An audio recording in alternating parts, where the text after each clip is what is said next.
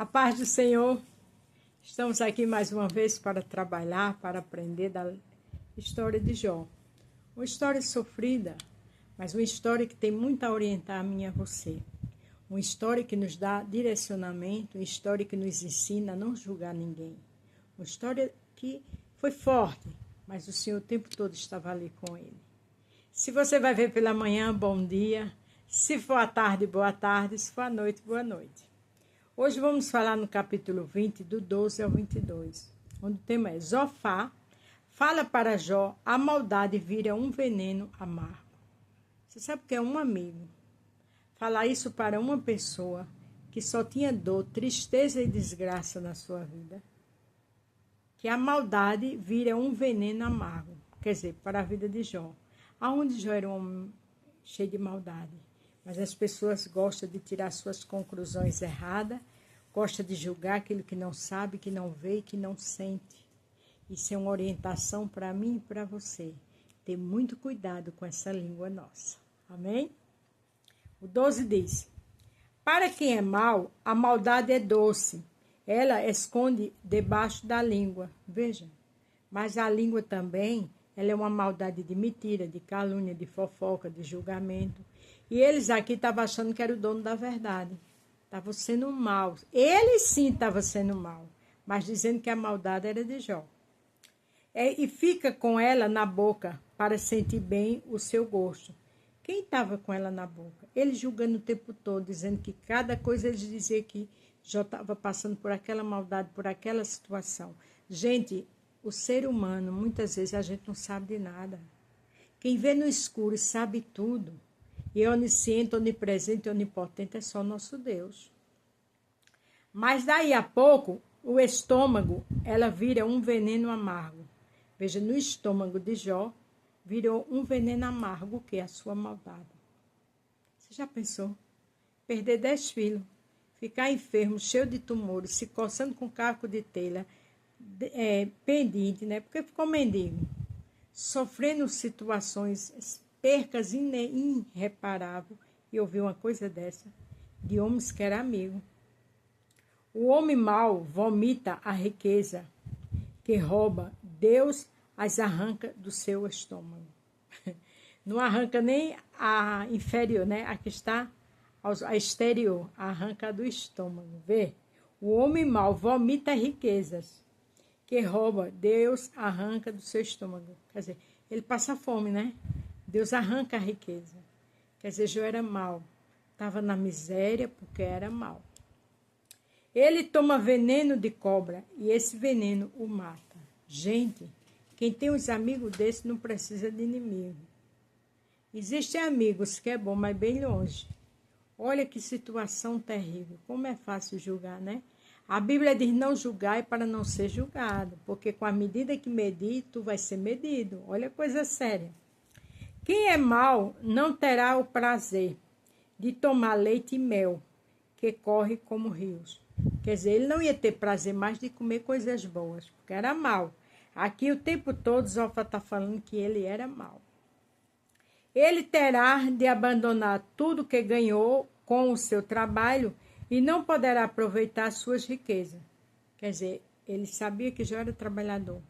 Mas agora Jó ia perder tudo, porque não ia aproveitar sua riqueza, como tinha perdido tudo, porque era mau. É muito perigoso ver o que não sabe. Né? Tem gente, eu ouvi falar. Esse ouviu falar ainda está bom. E quando afirma só porque acha que aquilo é verdade. Achar não é certeza. Isso porque explora os pobres e os esquece e rouba as causas dos outros, em vez de consultar as suas.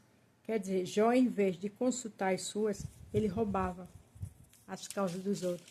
Onde a Bíblia diz que ele era respeitado por tudo e por todos. Se ele é respeitado, como é que ele roubava? Ele nunca está satisfeito com o que possui, quer ter sempre mais e mais. A Bíblia não fala isso. Fala que Jó era o homem mais rico do mundo, que era um homem honrado, respeitado, né? Ele não era de querer mais e mais. Ele era um homem rico, abençoado por Deus.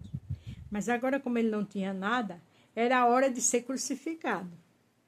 Avança em tudo que pode, mas a sua prosperidade acabará. Quer dizer, Jó estava avançando, se defendendo, ali lutando, mas a sua prosperidade acabou. Por quê? Porque ele era mau. De onde eles tiraram isso? Do sofrimento de Jó. E o sofrimento de Jesus, minha gente, fica onde? Não é verdade? Aonde Jesus era mau, que só fez o bem. Claro que eu não estou comparando Jesus com o ser humano, mas eu estou dando um exemplo para terminar o 22. No ponto mais alto do seu sucesso e miséria o atacará. Todo o peso da desgraça cairá sobre ele. Quer dizer, como Jó teve sucesso, ele chegou à miséria, ficou totalmente destruído e o peso da desgraça alcançou ele. Olha que coisa desumana, desrespeitosa, uma coisa sem sentido, uma coisa maligna. Minha gente, é muito perigoso julgar, é muito perigoso falar do que não sabe, porque amanhã vai pagar. Como eu digo, sempre paga quem você mais ama. Deus sabe cobrar. Aqui também em Atos 28, a gente vai ver um acontecimento com Paulo, que veja a forma que julgaram Paulo. Veja a forma da censura. Veja o absurdo que foi. Atos 28, do 1 ao 6. Quando já estávamos em terra, sã e salvo, soubemos que a ilha se chamava Malta. Quer dizer, eles tinham sido naufragados no mar, né? Paulo e aquela comitiva. Os moradores dali nos trataram com muita bondade. Como estava chovendo e fazia frio, acenderam uma grande fogueira. Eles quase tinham morrido no mar, mas foram resgatados e agora estavam naquela ilha. E foi feita uma fogueira para Paulo e aquele povo se aquecer. Paulo juntou uns feixes de graveto e o estava jogando no fogo, quando uma cobra, fugindo do calor, agarrou-se na mão dele. Veja que Paulo tinha feito uma fogueira ali. Aí colocou aqueles paus. Aí a cobra veio, né, que cobra não gosta de calor, e segurou na mão de Paulo. Os moradores da ilha, olha o julgamento. Os moradores da ilha viram cobra pendurada na mão de Paulo e comentaram: este homem deve ser um assassino, pois ele escapou do mar, mas mesmo assim a justiça divina não vai deixá-lo viver. Fazia, digamos que era tradição da época, a cultura, né? Se uma cobra mordesse, era porque era um assassino. E o que eles dizem aqui é que a justiça divina não ia deixar ele viver. Fatalidade acontece. Você está numa ilha, é natural que está no meio de bichos, né? Mas o julgamento, o ser humano é ótimo em fazer isso. Mas Paulo sacudiu a cobra para dentro do fogo e não sentiu nada. Por quê? Porque Deus estava ali com ele. Eles pensavam que ele ia ficar inchado ou que ia cair morto de repente. Realmente, pelo que dá a entender, essa cobra aqui faria isso, né? A quem ela mordesse ia ficar inchado, depois ia cair. Mas de repente, porém, depois de esperar bastante tempo, vendo que não aconteceu nada, mudaram de ideia e começaram a dizer que ele era um Deus. Ou era 8 ou era 80. Ele agora não era mais um homem que a justiça divina chegou, mas era um Deus. Quer dizer, pessoas sem religiosidade e tinha, mas em outras crenças, não na do Deus de Paulo, que é o meu Deus e o teu Deus. Mas aqui a gente vê que eles julgaram Paulo. Eles disseram que era uma justiça divina, onde que tinha sido uma fatalidade. E Deus viu tanto o coração daqueles homens que não permitiu.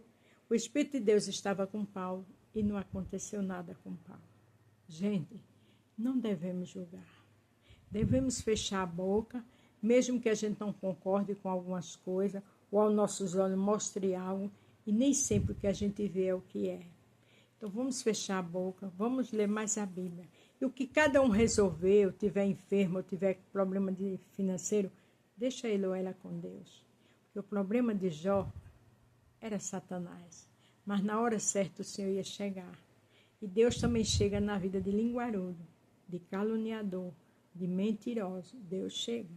Então é melhor a gente ter paz, sabedoria e fechar a boca. Amém? A paz do Senhor, fique todos com Deus e até amanhã.